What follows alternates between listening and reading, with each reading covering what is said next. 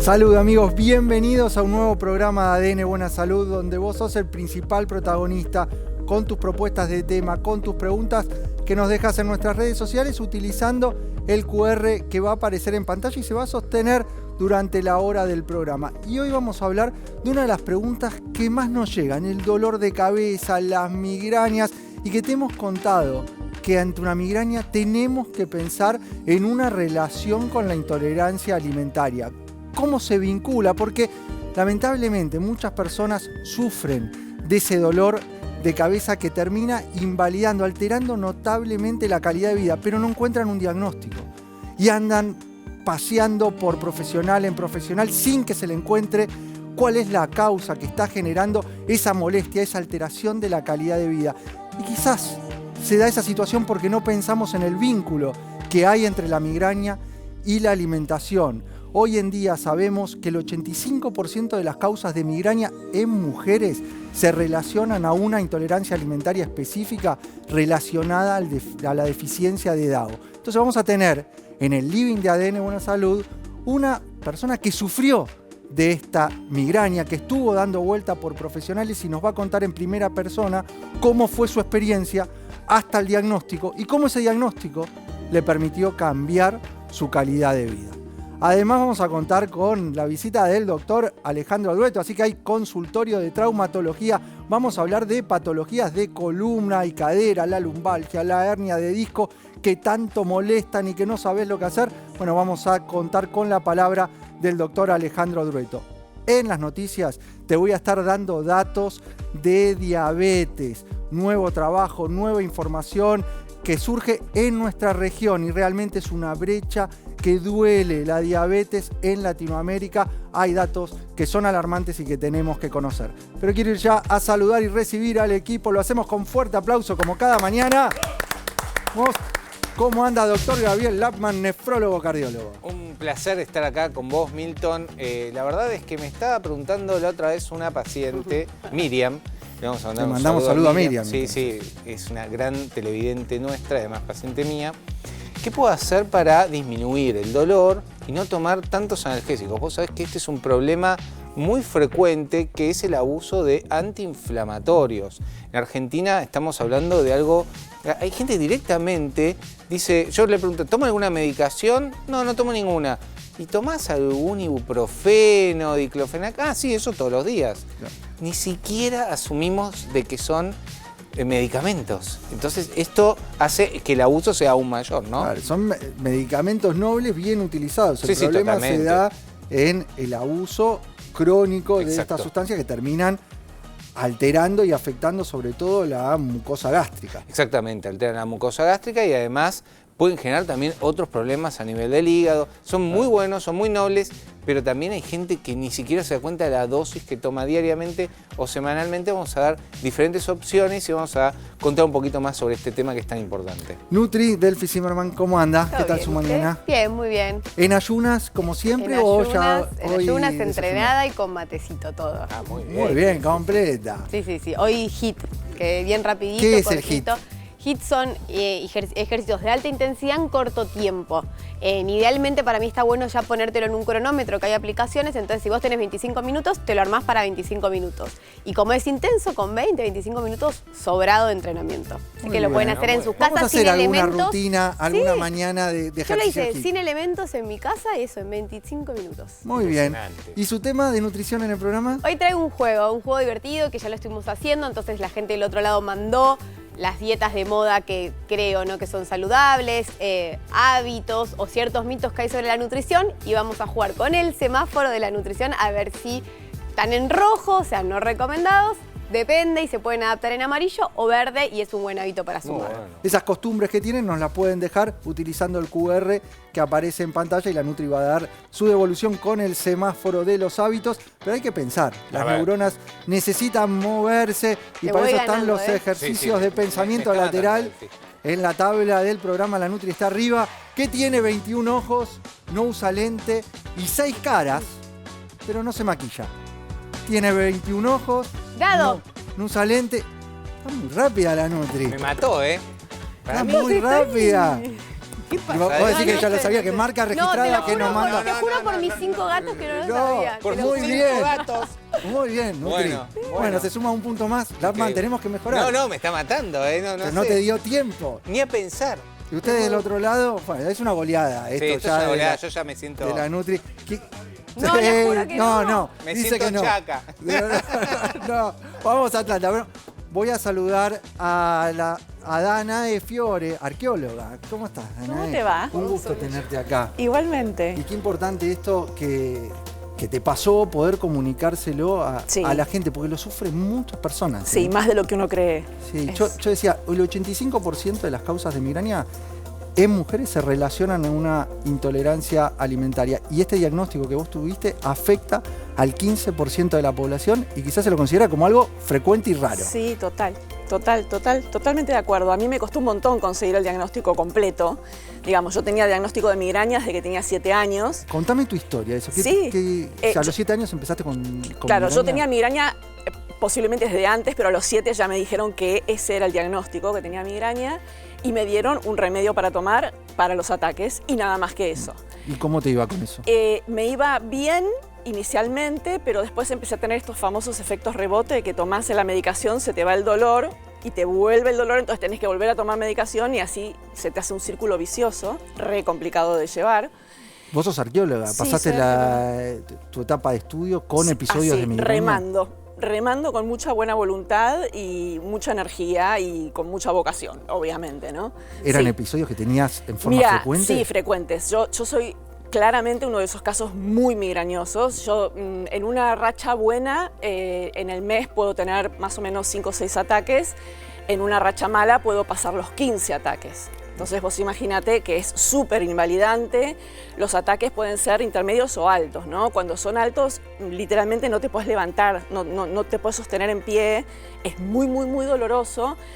Podemos comentar un poco de qué se trata, ¿no? Es un dolor que empieza en una parte de la cabeza y se expande, por eso le dicen migraña, ¿no? Porque migra, te empieza como a englobar toda la cabeza, son unas puntadas muy fuertes que vienen combinadas con náuseas, con vómitos, con mucho mareo, incluso cuando estás quieto como que se te mueve todo.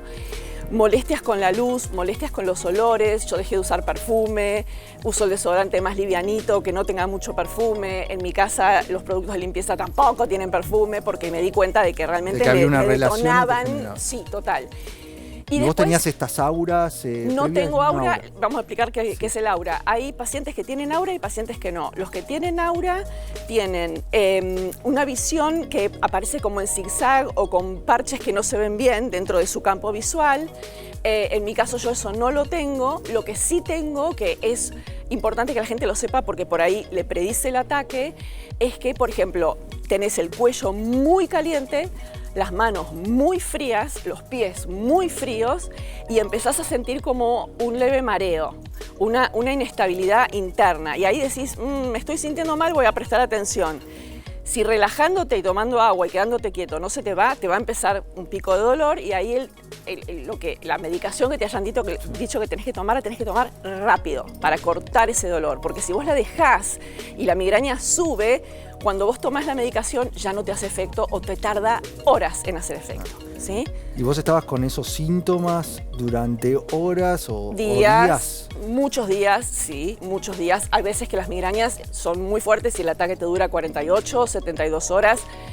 O peor, digamos que de repente tenés como una migraña crónica por 2, 3 semanas, que es espantoso porque realmente es tan inhabilitante y tan doloroso que no podés hacer absolutamente nada, solo soportar dolor por todo ese tiempo. Es algo horrible, horrible. Horrible. ¿Y cuál era tu experiencia cuando ibas a los profesionales con estos síntomas? He tenido de todo. Ahora tengo unos médicos muy buenos, pero me costó un montón encontrarlos porque, número uno, muchos se centraban solo en la medicación y nada más. Otros te dicen es estrés y no te dicen que hay una causa orgánica. Por supuesto, el estrés siempre empeora todo. Si vos tenés estrés, tus dolores van a ser más fuertes o más frecuentes. Pero no es solamente estrés, porque te puede pasar migraña en vacaciones, migraña en tu cumpleaños, migraña en el cumpleaños de tu hija. O sea, no es solo estrés. Tiene que ver con una cuestión orgánica de un montón de factores como la intolerancia al calor, la deshidratación, las hormonas, especialmente las femeninas, por eso nosotras las mujeres tenemos mucha más prevalencia de la migraña, porque las hormonas femeninas nos juegan una mala pasada. Y de hecho incluso está la migraña con los cambios hormonales del embarazo, que es terrible porque además no te pueden medicar y ahí necesitas, que a mí no me pasó lamentablemente, pero necesitas un acompañamiento con una interconsulta entre el obstetra y el neurólogo, porque si no el obstetra te dice, relájate, no te estreses, o cuando le decís, pero estoy teniendo ataques, te dice literal, lo que te voy a contar, ajo y agua. Y entonces mi marido le pregunta, ¿qué es ajo y agua? A joderse y aguantarse. Y vos decís, pero yo estoy en una situación muy vulnerable porque tengo un bebé en la panza al que adoro y quiero que esté bien y me siento pésimo, pero pésimo, pésimo. Y de esa situación, ¿cómo llegaste al diagnóstico, a encontrar realmente lo que te pasaba? Decidí investigar yo. Viste que siempre se dice al paciente, no busquen, no googleen, no investiguen. Yo era re obediente, no buscaba, no googleaba, no investigaba, hasta que en un momento dije, no me está alcanzando con la información que tengo, necesito empezar a buscar yo. Y ahí empecé a googlear y empecé a leer. Yo soy científica y eso ayuda, quiero decir, no soy médica, no doy ninguna recomendación médica, pero sí puedo, digamos, entender mínimamente la información que leo, ¿no? Entonces empecé a googlear y a buscar publicaciones científicas. No, dice tal cosa, digamos, a nivel solo consejos. ¿De cuándo estamos hablando de esto? 2017. Yo tenía 48 años ahí. Ya estaba en un estado lamentable. No hay otra definición. Era una cosa constante el dolor. Tenías muchos episodios de migraña y que te duraban mucho. Muy duraderos, muy seguidos. Es como que te levantás de uno y por ahí a los 2 o 3 días ya tenés el próximo. Entonces en el medio, además, te pasa esto. Vos estuviste perdiendo tiempo porque no te pudiste levantar de la cama, entonces tenés culpa porque no estuviste con tu familia. Tenés culpa porque estás atrasada con el trabajo. Entonces, ¿qué haces? Corres y tratás de trabajar rápido y cumplir con todo lo que no se te pudo hacer antes porque estabas en cama. Y eso tampoco ayuda, porque si vos no tenés una contención en la cual vos digas, bueno, me tomo el día y yo hago todo lo que puedo, pero con calma, eso también te genera un círculo vicioso, ¿no? Entonces, bueno, en esa situación fue que empecé a buscar y ahí empecé a leer sobre intolerancias alimentarias que eran muy abarcativas, mucho más de lo que yo intuitivamente había encontrado. Porque yo intuitivamente ya de chica había dejado sola, sin que ningún médico me lo diga, el chocolate, los cítricos y algunas cosas con mucho contenido de leche, pero ya muy cremosas, ¿no? Como el submarino, que tiene mucho chocolate, mucha leche caliente. Eso como yo solita me di cuenta, esto a mí me hace mal, no lo como más. Son todos alimentos con carga o liberadores de histamina. Total. Y ahí me vengo a enterar que existía la histaminosis y que algunos pacientes, no digo todos, algunos pacientes de migraña tienen histaminosis. Entonces, ¿vos relacionabas esos alimentos que consumías con la aparición de los episodios? Totalmente. Yo me di cuenta que cuando comía chocolate me venía una migraña, lo mismo cuando tomaba un submarino con la leche caliente, lo mismo los caramelitos esos, que no voy a decir la marca, pero que son de naranja o las obleas que tienen limón. Sí. Chao. Esas las dejé en la primaria. Para que te des una idea. Era como, esto no, y ahí empecé a hacer Empecé a hacer esa relación. Total, ya es sola. un montón. Y porque si el médico no te lo hace y vos la estás pasando espantoso, tenés que lograr de alguna manera identificar qué te está pasando, ¿no? Y a partir de que leo esto de la histaminosis, dije, esto cuadra conmigo. O sea, yo leo y realmente cuadra muchísimo. Entonces empecé a buscar quién trabajaba en el tema acá y me costó un montón encontrar porque empecé a preguntarle a distintos médicos si sabían de histaminosis, si pensaban que yo podía tener histaminosis o celiaquía, que también el gluten también te genera una liberación interna de histaminas que también te genera migraña. Fui a un montón de gastroenterólogos y demás y no hubo forma. O sea, me pasó, por ejemplo, que me hicieron la biopsia para celiaquía, di negativo en celiaquía y entonces el gastroenterólogo me dijo amablemente, come lo que quieras, no pasa nada. Entonces yo seguía comiendo gluten y seguía con migrañas. Hasta que me entero, por ejemplo, que yo soy intolerante al gluten, no celíaca. O sea, no tengo la biopsia, digamos, mal, la tengo bien, pero igualmente yo no tolero el gluten y eso me da migraña. Entonces seguí adelante en la búsqueda de qué profesional me podía identificar este tema hasta que encontré a una doctora que vino acá, Leonora Méndez, que ustedes la entrevistaron, que fue la que me hizo el diagnóstico. Hay muy pocos profesionales formados en histaminosis, que es algo relativamente nuevo, pero que vemos que es muy frecuente, que en su momento se la considera, quizás todavía hoy, como una enfermedad rara. Claro. pero afecta al 15% de las personas. Escuchen estos datos, 15%. Y cuando hablábamos con la doctora Méndez, nos decía el 85% de las migrañas o más en mujeres se relacionan a una deficiencia de DAO, que es tu diagnóstico. Exactamente, yo tengo deficiencia de DAO. DAO es diaminooxidasa, es una enzima que los normales, como digo yo, la tienen en su cuerpo y les funciona bien, entonces ustedes pueden digerir adecuadamente las histaminas que comen y las histaminas que nuestro cuerpo genera, por ejemplo, en la actividad física. Yo toda mi vida odié hacer ejercicio físico y internamente yo pensaba, debo ser vaga, porque no me hace mal, me siento horrible. Yo salgo del gimnasio y me siento mal, debo ser muy vaga. No era que era vaga, era que tenía estaminosis y entonces cuando vos te movés mucho, haciendo esfuerzos físicos por arriba de tu nivel, el cuerpo genera una liberación de histamina interna y mi propio cuerpo no la sabe absorber, no sabe aprovechar, no sabe degradar y eso me genera migraña. Y después me empiezo a encontrar con otra gente que entrenaban natación y tenían migraña, entrenaban en el gimnasio con fierros, todo y tenían migraña. O sea, es muy característico este tema del ejercicio físico fuerte y la migraña.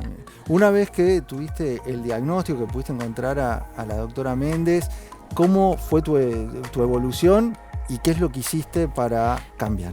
Bueno, yo ya venía haciendo una dieta baja en histaminas antes del diagnóstico porque ya venía viendo que iba por ese lado y me había disminuido, pero realmente no estaba mucho mejor. Estaba mejor, pero no mucho mejor. Con el diagnóstico que me hace la doctora Méndez, lo que pasó es que ella me dice, vos necesitas un suplemento, porque incluso con la baja de histaminas en tu dieta no te alcanza para que tu cuerpo procese las histaminas, incluso las más bajas de los alimentos. Entonces me dio un suplemento de diaminooxidasa, que se llama DAO. O sea, aportaste la enzima que al estaba aporto faltando. que mi cuerpo no la genera. Y la verdad que ahí sí vi una mejoría importante. Esto no quiere decir que estoy curada. Yo esto lo tengo muy claro y se lo digo a todo el mundo que me pregunta. Por Instagram me llueven las preguntas y las contesto a todas porque yo sé lo que están sufriendo esas personas. No es que te curás, vos tomás una pastillita y listo. Vos tenés que seguir hidratándote, no exponerte al sol, cuidarte con el ejercicio físico, dormir mínimo 8 horas, tener un sueño muy regular, con un horario, siempre irte a dormir a la misma hora, levantarte a la misma hora, mantener ese ritmo de sueño es súper importante y además hacer la dieta y si tu médica o médico lo indican, además de la dieta que te indiquen, también el suplemento si es necesario. El agregar el aporte de la enzima. Exacto. Pero la alimentación es clave re y importante. hoy la sostenés, hoy Por haces supuesto. una dieta baja de Hago histamina. totalmente y ni loca me pongo a comer cualquier cosa porque sé que me va a dar un ataque o tengo importantes chances de que me dé un ataque. Sí, y hoy tu calidad de vida Es la muchísimo recuperaste. mejor. No, insisto con esto, no estoy curada. Si vos me pones en la calle al sol por 2 horas, es posible que me dé migraña igual, porque el calor te afecta muchísimo. Pero tomando en cuenta el cuidado con el calor, el cuidado con la hidratación, el cuidado con el sueño y la dieta y el suplemento, todo eso junto sí me mejora un montón la calidad de vida. Danae, Un montón. tenés la cámara ahí enfrente. ¿Dónde? Ahí. Ahí enfrente. Sí. Me gustaría que le hables a aquellas personas que quizás están como vos estabas Sí. años atrás sin diagnóstico y con esa migraña. ¿Qué le podés decir? Le voy a hablar a las personas que tienen migraña y a las personas que rodean a las personas que tienen migraña, porque a veces las personas que tienen migraña están tan mal que no pueden ni llamar a un médico, literal. Entonces, son los dos, tienen que jugar en equipo. Número 1, a las familias y a los amigos, las amigas, créanle a su amiga, créanle a su hija, créanle a su hijo, de verdad, esta es una enfermedad muy dolorosa. Vos no querés que tu hijo tenga otras enfermedades muy dolorosas, bueno, esta es igual de dolorosa. Entonces, número 1, le tienen que creer y se tienen que preocupar. Preocuparse es buscar un médico que sepa del tema, número 1, que realmente identifique si es migraña. Y después, si el médico no les da suficiente información sobre todo el panorama que yo mencioné, sueño, hidratación, cuestiones climáticas y dieta, ahí hay que buscar otro especialista que sí sepa del tema, porque por ahí ese médico es más conservador y te dice solo este analgésico y nada más y no te alcanza por ahí con eso. Sí, hoy en día creo que se está sabiendo más, se está hablando más Sí. y eso también me está llegando a los profesionales. Quizás antes esto era algo que no se conocía. Total. Y hoy sabemos que es una cuestión Total. muy prevalente. Pero ¿no? es súper importante que acompañe la familia, que acompañen los amigos, que tengan paciencia. Esto lo digo, a mí no me pasó. O sea, yo tengo unos amigos y amigas maravillosos que me acompañaron desde que soy así de chiquitita. O sea, no tengo ese problema, pero me han llegado un montón de mensajes por Instagram que me dicen, mi familia no me cree, mis amigos no me creen. Eso a mí me partió el corazón. O sea que no, hay que ponerle el hombro y tu amiga va a salir adelante, pero necesita ayuda. Gracias, Danae, por tu visita. Gracias. Danae Fiore, ella es arcóloga y nos contó en primera persona lo que es vivir con la migraña y cómo encontrar hoy en día un diagnóstico que le permitió mejorar su calidad de vida. Y ustedes son los principales protagonistas de ADN Buena Salud con sus preguntas que nos dejan a nuestras redes sociales o utilizando el QR. A ver si sale tu pregunta al aire. Pregunta al aire, bueno, relacionada al tema. Yo también tengo histaminosis y me retuvieron muchos alimentos. Estoy tomando Daosima, es la enzima DAO original en Argentina, y mis síntomas mejoraron mucho. Delphi, Nutri, a ver, ¿cuáles son los alimentos? Repasemos alimentos que contienen histamina, sí, o que son liberadores de histamina, y después hablamos de lo que es la importancia del aporte de esta enzima. Bueno, eso es importante, diferenciar que en realidad hay alimentos que no tienen tanta histamina, pero sí generan una liberación. Lo que solemos hacer en consultorio igual es hablar de todos para no confundir tanto al paciente, pero es importante aclararlo. Bueno, principalmente dentro de lo que son frutas y verduras, vamos a tener los cítricos, como nombraba recién Daena, vamos a tener la berenjena, por ejemplo, el tomate, las frutillas, alimentos que suelen estar en el día a día y saludables. Después dentro de lo que son grasas, por ejemplo, palta o frutos secos, principalmente almendras, también generan un aumento en la acumulación de histamina. Y si nos vamos más a lo que son proteínas, por ejemplo, bueno, los quesos muy duros, porque todo lo que está estacionado va a tener más acumulación. Y carnes o pescados que estén frisados o en lata, por ejemplo, como el atún, tampoco es recomendado porque genera mucha acumulación. Chocolate, infusiones. Si vos relacionás todos estos alimentos con los síntomas de migraña o gastrointestinales, o que te aparece algún tipo de roncha o picazón, urticaria, con esos alimentos tenemos que pensar en deficiencia de DAO, y ahí parte del tratamiento, que es una dieta baja en este tipo de alimentos, se suma el agregado de la enzima original, que es la Daosima, que lo menciona en la pregunta. En realidad nos cuenta que le mejoró a la televidente con el agregado de la Daosima su migraña y los síntomas que tenían. ¿Por qué? Bueno, Milton, vos sabés que la Daosima es la solución, digamos, en cierto punto, de toda la gente que tiene histaminosis y déficit de DAO. Realmente, como estamos comunicando hace tiempo sobre la histaminosis, van apareciendo muchas, porque la verdad se da más en mujeres, muchas pacientes con esta misma problemática, que fueron a muchos médicos y que generalmente la respuesta es: no tenés nada, es algo psicosomático, o agregan cada vez más medicaciones, y la solución está en el intestino, la solución está en la alimentación y la Daosima. ¿Cómo se toma la Daosima? Generalmente la damos 15 minutos antes del alimento, bajo en histamina, porque si no vas a bajar la histamina tampoco va a haber mucha solución. Y realmente yo tengo muchas pacientes que han mejorado notablemente. De hecho, los ataques de migraña disminuyen casi un 90% y eso mejora enormemente la calidad de vida. Lo bueno que este suplemento se consigue en todas las farmacias del país. Antes no existía, de hecho había gente que la tenía que traer de afuera. Y la composición es la que respaldan los estudios clínicos con DAO. No es que es una menor concentración, o sea, esta Daosima lo que hace es ayudarte muchísimo. Así que si estás teniendo migrañas, erupciones, también se ven niños trastornos de ansiedad, si estás teniendo también problemas digestivos en los que hay cola irritable, inflamación asociada a alimentos ricos en histamina, muy probablemente clínicamente, como decían los médicos, la clínica soberana, lo que esté sufriendo es de histaminosis, déficit de DAO, dieta baja en histamina y todo lo que comentó recién Danae, y después sumar la Daosima. Muchas gracias, doctor Lapman. Quiero ir ya al consultorio de traumatología. Vemos una columna. ¿Cómo anda, doctor Alejandro Dueto? Gracias. ¿Cómo están ustedes? La lumbalgia, la hernia de disco, que tantas preguntas recibimos. ¿Qué le podemos decir sobre esto? El profesor Lachman recién acaba de abrir, la clínica es soberana. Tenemos que escuchar al paciente. Recién hablaban sobre calidad de vida, escuchar, interpretar lo que el paciente te dice. Número uno, escuchar bien al paciente, el relato y ver cómo le podemos mejorar la calidad de vida. Eso es lo más importante.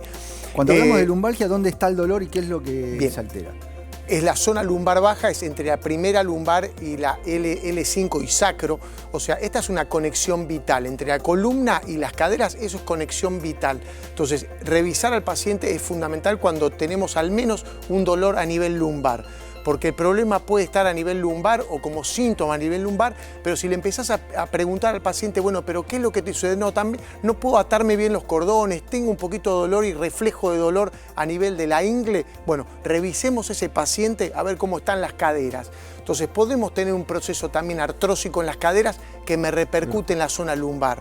Porque sentarnos, pararnos, sentarnos en un inodoro, en algún lugar muy bajo, el levantar, el arranque que yo le llamo, bueno, eso puede venir con este tipo de puede venir por trastorno. la cadera el dolor que tenemos en esa zona baja de la espalda. Una de las cosas que siempre le digo a los pacientes cuando vienen al consultorio es, bueno, o sea, estás con todo este trastorno, pero porque tengo también trastorno en la columna, tengo trastorno en la... Bueno, ese yo le llamo, es el chasis nuestro, ¿no? Entonces tenemos que interpretarlo como tal y no como una única cosa, no focalizarnos en la columna o focalizarnos en las caderas. Entonces revisemos todo y estudiemos todos, porque el problema puede estar en ambos lados, pero tenemos que ver cuál es la patología que repercute sobre toda esa conexión vital de la cual estamos hablando. Cuando nos hablan de hernia de disco, ¿qué es? Bien, hernia de disco es algo como lo que observamos acá, esto que se ve en rojo en este sector, es una alteración en la estructura del disco, especialmente en este caso a nivel lumbar, que lo que hace es sobresale y puede llegar a darme compresión hacia un nervio, por ejemplo, el nervio ciático, y me puede dar la sintomatología de ciática. Entonces, ahí tenés que diagnosticarlo correctamente, ver si esa hernia de disco me está generando algún trastorno de tipo neurológico, entonces tengo que tratar ese trastorno neurológico también, o digamos es una hernia de disco con una lumbalgia, y bueno, también tratarla y ver cómo podemos prevenir que, digamos, sigan sucediendo esos síntomas de dolor. ¿Cómo es el abordaje del paciente que te viene con todos estos síntomas? Número 1, revisar al paciente, hablar con el paciente, que me cuente cuándo le aparece, dónde le aparece, se levanta, le duele de noche, todo eso es importante. Después, estudios diagnósticos. Número 1, como siempre digo, radiografía. Número 1, lo más sencillo, barato, fácil, en cualquier lugar. Radiografía de toda la columna, espinograma de toda la columna. Puedo tener una escoliosis, entonces lo detecto con el espinograma. Después podemos seguir avanzando con un estudio que se llama resonancia. La resonancia nos va a dar un diagnóstico más preciso de si tengo alguna patología a nivel de alguno de los discos lumbares y ver cómo está la estructura de ese disco. Van a leer en los estudios de resonancia, van a leer deshidratación discal, degeneración discal. Bueno, esas son alteraciones en la estructura producto de que vamos cumpliendo años y la estructura del disco se va alterando. Si vos ves una alteración del disco o que es la cadera la que está traccionando, ¿qué hace? ¿Se puede abordar? Porque uno piensa en la cadera y dice, ¿vale la pena meterse? ¿De qué manera lo resolves? Por ejemplo, radiografía nuevamente. Tengo una artrosis de cadera. Bueno, sí. ¿Qué grado de artrosis de cadera? ¿Ese grado de artrosis de cadera es tratable no quirúrgicamente o es tratable quirúrgicamente? Hay un montón de tratamientos, desde estiramiento, stretching, pilates, inyecciones, infiltraciones, todo lo que vos quieras. Después podemos pasar a lo quirúrgico de esas caderas. Entonces podemos pensar en una cirugía. Hoy en día hay cirugías muy avanzadas. La técnica mini-invasiva en cirugía de cadera hace que vos hagas una cirugía en 30 minutos. Son cirugías de avanzada. Yo que te sigo en las redes, veo y que compartís este tipo de técnica y cómo el paciente sale a las horas movilizándose. El otro día te vi compartiendo una historia, por ejemplo, de una cirugía de cadera de una mujer de 87 años que a las horas ya se la veía ahí moviéndose. Es lo que pasa. O sea, porque muchos me consultan, no, pero la técnica mini-invasiva, yo tengo 90 años, doctor, es para mí fundamental para vos. Tardar poco, abrir poco, lastimar poco, no hay sangrado, no dejo drenajes, el paciente camina el mismo día, se va el otro día a la casa. ¿Vos sabés el cambio que es eso?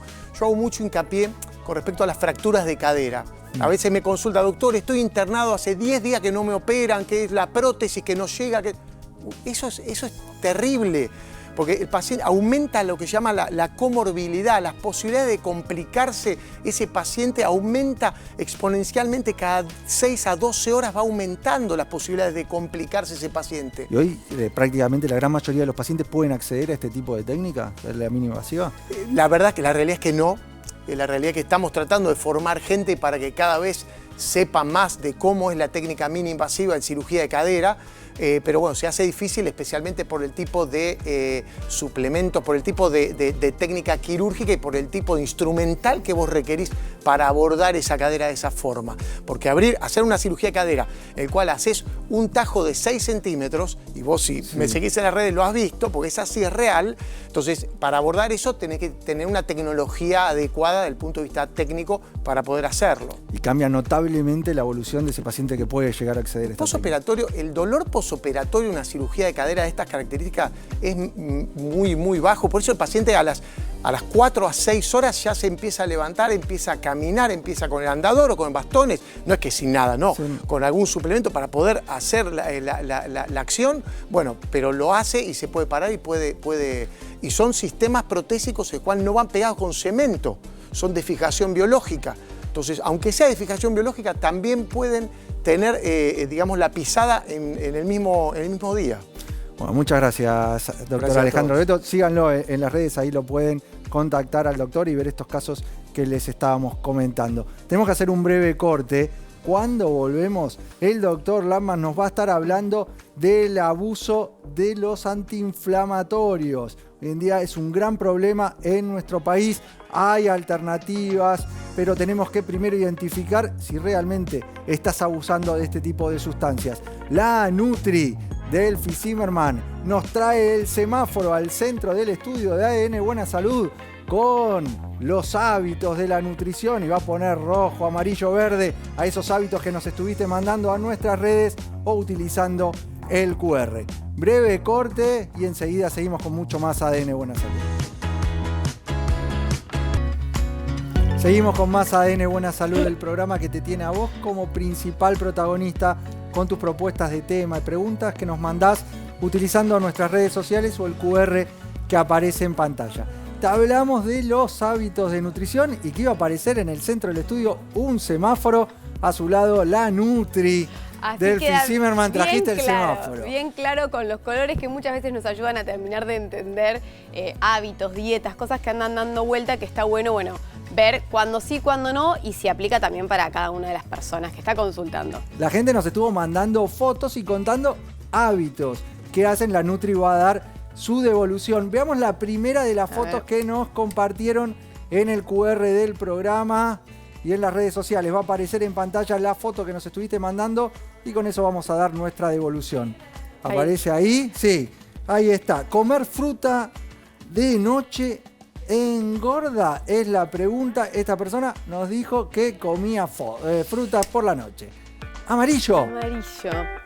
¿Por qué? A ver, a mí el concepto de, primero, la palabra engorda, es muy general. En realidad hay un montón de cosas que generan un factor de un aumento de grasa corporal. Y no es que la fruta sea mala y que por comerla en la noche es que engorde. Pero sí hay una realidad que nosotros tenemos que adaptar los macronutrientes al momento del día y al uso energético que tenemos. La fruta, si bien es saludable, es azúcar. El azúcar es energía para el cuerpo. De noche, nosotros no usamos energía. Generalmente una persona normal que la come, digamos, eso, antes de irse a dormir, como muestra la imagen. Aparece como postre muchas veces como la postre. fruta. Bueno, ¿qué pasa? Sobre todo frutas quizás con mayor índice glucémico, no sé, banana, pera, manzana. Lo que pasa por la noche es que es energía que le da al cuerpo que el cuerpo no va a usar. Entonces, posiblemente esa energía, como no la usa, la guarda. ¿Cómo guarda el cuerpo el exceso de energía? Grasa. Como grasa. Entonces, en realidad tiene que ver, obviamente, si volviste de entrenar, si no, pero idealmente, si sos de hacer actividad más de día, por la noche no sería el mejor momento para sumar fruta, sin más durante el día, acompañando el desayuno antes de ir a entrenar. Hay más hábitos que nos estuviste preguntando. Mira dice que no mezcla hidratos de carbono con proteínas. No mezclar el hidrato con la proteína. Estoy, a ver... Rojo. ¿Cómo no? ¿Por qué no va a mezclar el hidrato de carbono? Hay una tendencia a querer no hay mucha, se llama dieta disociada, que está muy de moda, que lo que dicen es que mezclar el hidrato con la proteína genera aumento de grasa. O como que se utiliza mucho para dietas, no mezclar el hidrato con la proteína. Y en realidad es totalmente lo contrario. Por eso es un rojo rutilante, como diría Landman. ¿Por qué? Porque lo que va a ayudar en realidad a mezclar estos dos macronutrientes es que el hidrato no genere, uno, picos de azúcar en sangre y dos, que podamos medir mejor la cantidad. Si yo consumo solo el hidrato, posiblemente necesite mucha cantidad de arroz, mucha cantidad de pasta, más tostadas para poder saciarme. En cambio, si yo lo mezclo con la proteína, me va a generar más saciedad y voy a poder reducir la cantidad de hidrato de carbono. Entonces sí mezclarlos y de hecho es una herramienta para mejorar la composición corporal. Buscar el equilibrio, el combinar los macronutrientes. Hay otro, mira, ya me imagino cuál es tu respuesta. Tomar colágeno en polvo, ¿sirve para la piel? Colágeno en polvo tan de moda, ¿sirve para la piel? Pues está rojo. Una mala noticia para la gente que está al otro lado, que les encanta esta parte de tomar colágeno, porque es verdad que con los años empezamos a perder colágeno. Ya a partir de los 25 años empezamos a perder el 1%, cercano a la menopausia o andropausia perdemos hasta el 40% del colágeno propio que produce nuestro cuerpo, que es una proteína muy grande que da estabilidad y en parte esa estabilidad de esta estructura se la da la piel. Ahora, ¿qué pasa?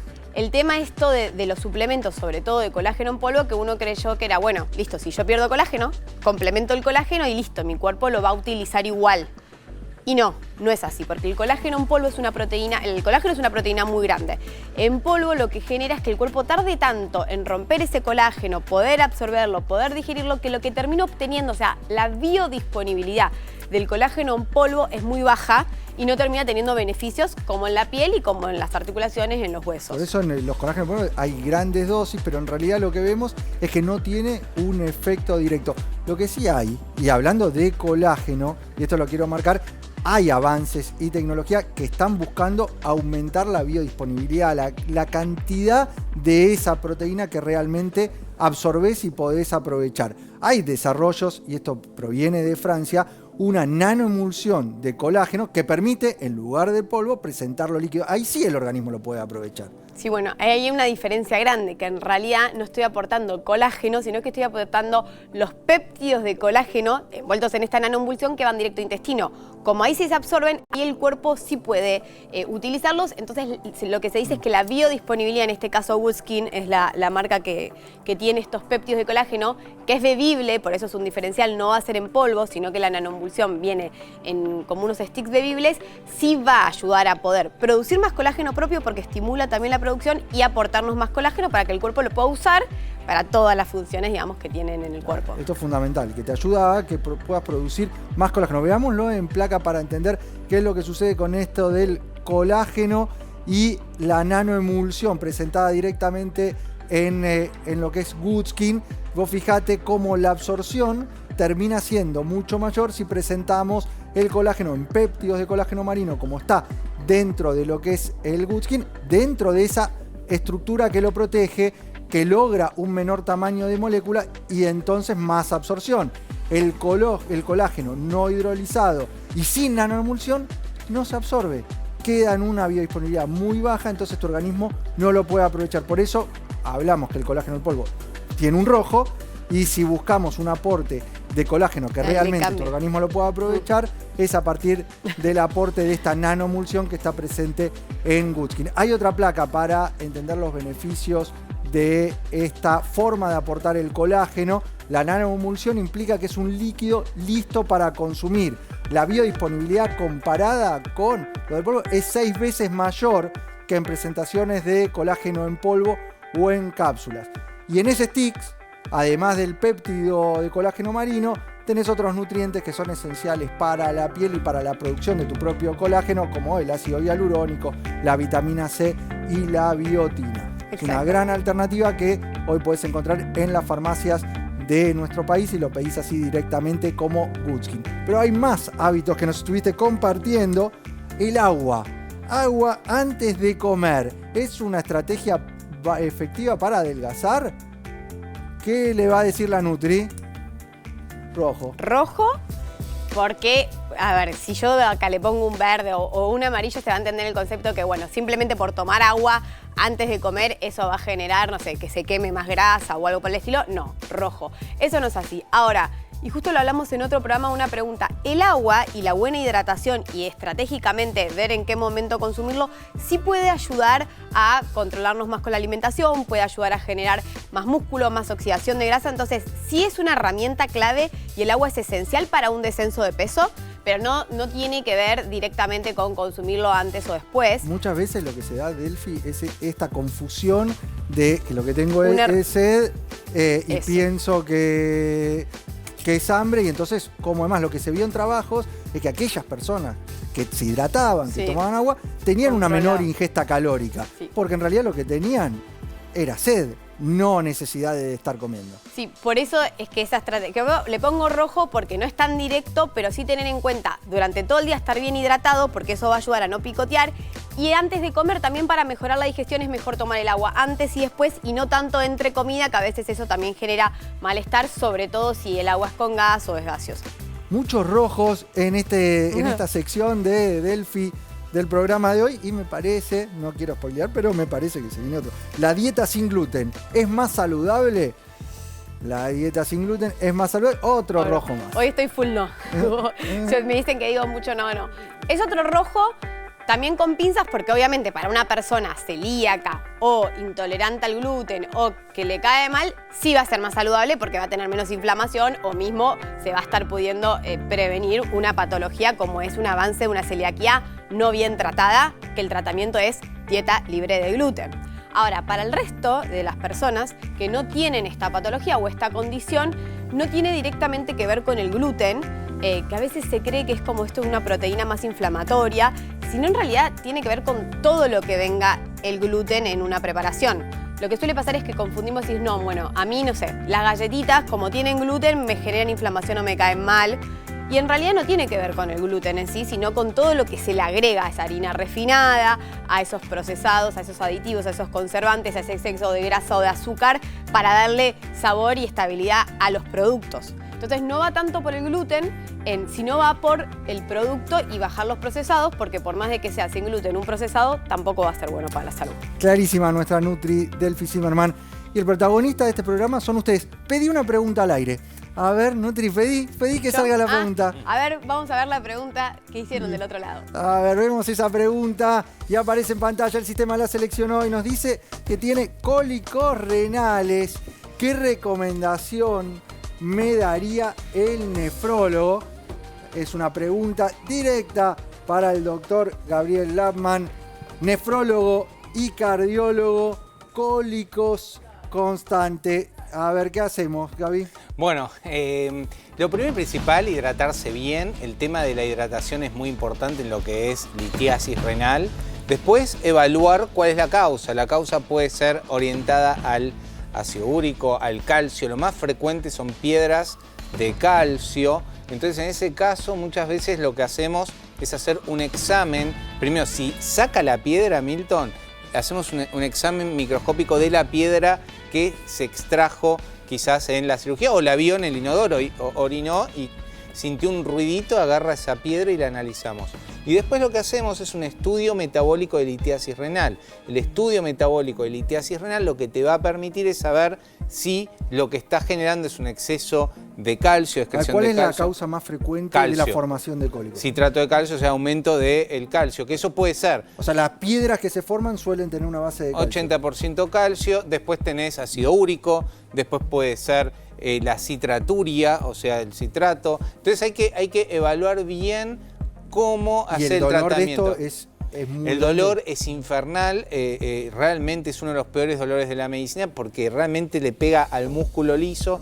Muchas veces requiere internación en guardia para pasar analgésicos endovenosos y así prevenir. Siempre que tengas cálculos, ver el urólogo la urgencia y el nefrólogo el tratamiento a largo plazo. Gaby, ¿se pueden prevenir? Se tiende a repetir especialmente si llevas una dieta, por ejemplo, rica en ultraprocesados, rica en lácteos, baja en magnesio, muy rica a veces en lo que es, la gente come muchas carnes, entonces si tenés tendencia al ácido úrico, ahí también a tener mucho cuidado. La gente se hidrata poco, Milton, entonces es muy importante la hidratación con agua y que la orina esté transparente, de esa manera vamos a prevenir. También pueden generarse infecciones secundarias porque la piedra esa acumula microorganismos y pueden darse infecciones. Así que hay que tener mucho cuidado si sos de hacer esto. A veces requerís el estudio metabólico. También se pueden romper con litotricia extracorpórea. Así que bueno, evaluar el tratamiento. Si te sucede periódicamente, primero ir a la causa y así hacer el tratamiento. Gaby, vamos al centro del estudio a hablar del abuso de los antiinflamatorios. 4 de cada 10 trastornos gastrointestinales se pueden relacionar a estos fármacos antiinflamatorios en los cuales se tiende a abusar sobre todo en el uso crónico en cuadros de dolor que implican requerir habitualmente estos antiinflamatorios analgésicos, terminan generando consecuencias a nivel gástrico y así lo muestran las estadísticas. Sí, realmente el abuso de analgésicos es algo muy frecuente. Los analgésicos son los famosos AINES, antiinflamatorios no esteroides. Son medicamentos que utilizamos para disminuir el dolor, la inflamación, la fiebre y lo que hacen es disminuir lo que llaman prostaglandinas, que son sustancias que contribuyen al efecto inflamatorio. Fíjate estos datos, Gaby. Sí. 4 de cada 10 personas pueden sufrir lesiones digestivas en los casos de estar con abuso de este tipo de sustancias. Exactamente. ¿A qué hablamos abuso? Claro, abuso estamos hablando de superar la dosis recomendada de la venta libre, mezclar. ¿Qué pasa? Mucha gente dice, ay, bueno, tomo ibuprofeno, después tomo paracetamol, a la noche tomo diclofenac, entonces hace todo un cóctel analgésico porque el dolor realmente lo exige. Claro, pues el dolor lo tenés que calmar, claro, el dolor hay tenés que calmar, controlarlo no porque claro. si no es limitante de verdad. Es muy limitante el dolor, mucha gente con artrosis, artritis, fibromialgia. Entonces, ¿qué hacemos? Porque realmente esto daña obviamente en dosis normal, o sea, las indicadas no pasa nada, pero a mucha gente le puede generar daño en la mucosa gástrica. Entonces tenemos que utilizar opciones válidas, terapéuticas con evidencia científica de suplementación para bajar la dosis de analgésicos comunes, como el Serrapep. El Serrapep es una enzima proteolítica antiinflamatoria. Para que usted entienda lo que quiero decir, el aporte de esta enzima Serrapep lo que hace es bajar la inflamación y cuando baja la inflamación, baja el dolor. Veamos los efectos perjudiciales del uso incorrecto de los antiinflamatorios y después nos metemos con esta alternativa natural que nos menciona el doctor. Ahí está, mirá. Con el Serrapep. Efectos gastrointestinales, acá relacionados a gastritis, úlceras y demás. Lesiones del intestino delgado y colon también. Y sí, porque puede haber sangrados. Hemos visto cuántas veces... Bueno, yo tenía un profesor muy conocido mío en nefrología que abusaba de aspirina hasta que un día hizo una hemorragia digestiva. Y bueno, y realmente esto fue lo que terminó determinando su pronóstico. Así que hemorragias digestivas pueden suceder. El vínculo con un mayor riesgo cardiovascular, tanto el AINE como el paracetamol vinculados a esta cuestión. El paracetamol también con el cuidado a nivel hepático. Exactamente. El hígado es fundamental. Estamos hablando de AINES y de paracetamol. AINES que incluye la aspirina, el ibuprofeno, el diclofenac. En general, los analgésicos antiinflamatorios de venta libre entran dentro de esta familia. ¿Complicaciones renales también? Claro, me acuerdo un caso, para recordar en este momento, una chica había entendido que tenía que tomar el diclofenac cada 3 horas. Claro, hizo una nefritis intersticial y casi ingresa a diálisis. Tuvimos que hacer hizo una insuficiencia renal, todo un tratamiento conservador antes de ingresar a la diálisis, pero claro, el diclofenac es muy nefrotóxico si abusamos de la dosis. Así que quiero hablar ahora del Serrapep, Milton, porque me parece muy interesante esta opción. Cuando vos sumás el Serrapep... Cuando hablas del Serrapep estás hablando de un agregado nutricional. Es un agregado nutricional. Previo que se puede utilizar junto con estos se puede utilizar, sí, es excelente. Realmente, bueno, la otra vez una paciente, Nélida, le mando saludos que ve mucho el programa, me dice, esto es milagroso, doctor, porque realmente tenía muchos dolores en las articulaciones y empezó... Lo que nosotros hacemos con el Serrapep es sumarlo al tratamiento que ya está teniendo. Ella me decía, yo me hago un puré de diclofenac, me decía. Entonces yo digo, no, mira, sumar el Serrapep 3 veces por día y al segundo o tercer día me escribe esto. Me dice, Gaby, ¿cómo puede ser esto del Serrapep? Sí, realmente lo que hace es bajar la inflamación desde el origen, Milton. A ver, expliquemos eso. ¿De qué manera actúa este nutriente? Este nutriente, que se consigue en todas las farmacias como Serrapep, así, lo que hace es bajar la inflamación, no como los analgésicos. Acá está, mira, la evidencia científica habla de reducción del dolor e inflamación, principalmente de inflamación. O sea, no tiene un efecto analgésico. No tiene un efecto analgésico. Lo que la gente tiene que entender es lo que hace es bajar la inflamación y al bajar la inflamación baja el dolor, Milton. Y eso es muy importante porque mejora la movilidad de los pacientes, por ejemplo, con fibromialgia, artrosis, artritis.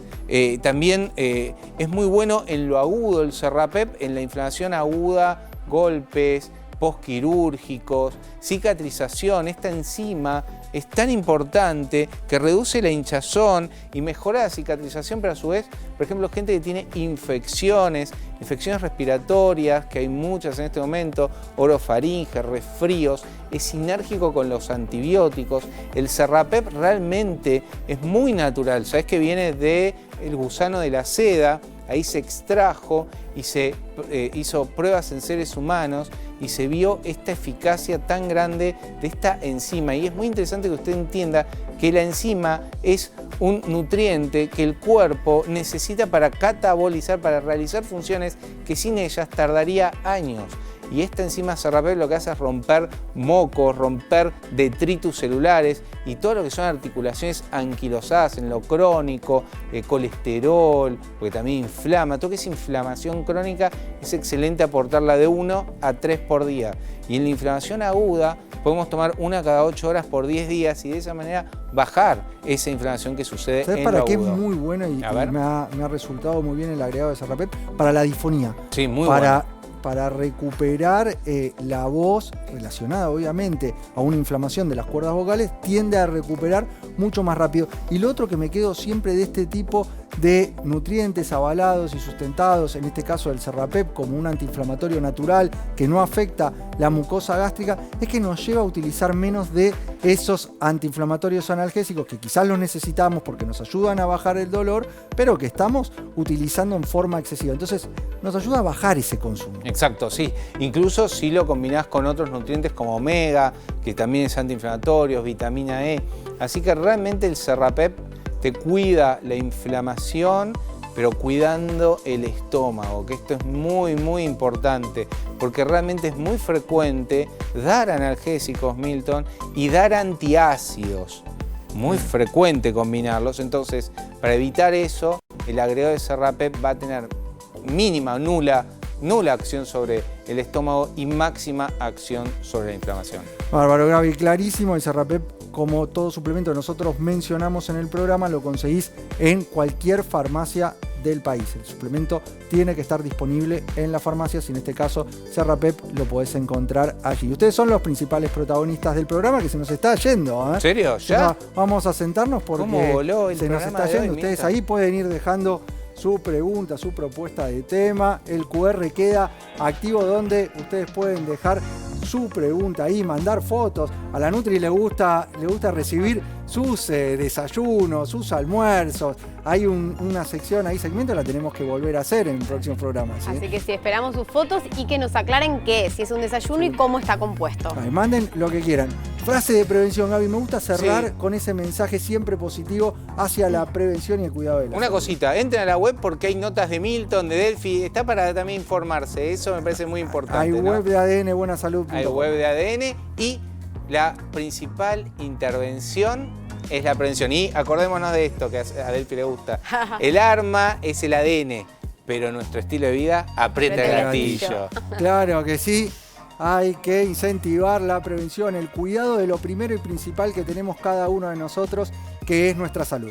No quedó tiempo para más. Agradecerles a ustedes por la compañía. Nos despedimos, pero nos volvemos a encontrar siempre en la televisión pública haciendo mucho más. ADN Buena Salud.